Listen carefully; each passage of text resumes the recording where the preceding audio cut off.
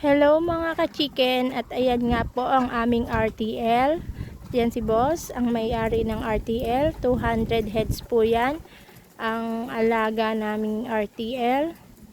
At araw-araw po yan ay nangingitlog.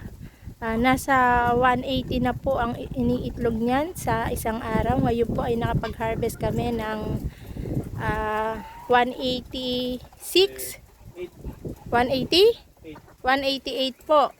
200 heads po, 188 po na egg ang na-harvest namin ngayong araw.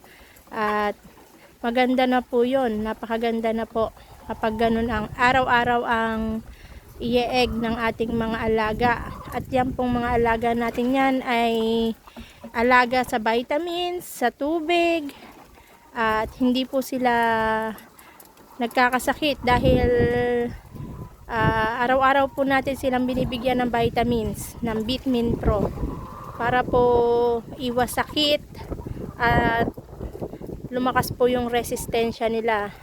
Kailangan po ay lagi nating minomonitor ang ating mga alagang manok para po nakikita natin kung meron bang nananamlay or meron po bang may sipon or ano po.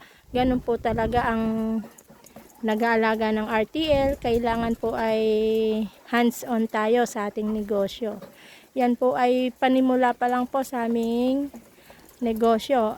200 heads po. Pag yan po ay nag-start pa lang po kami ng 200 heads.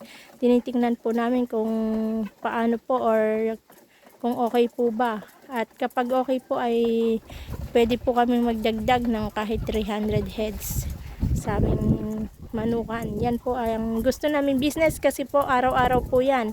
Yan po ay araw-araw nangingitlog at araw-araw ay maibebenta ang egg niyan. Sa araw-araw po ay makukuha nyo na ang panggastos dyan.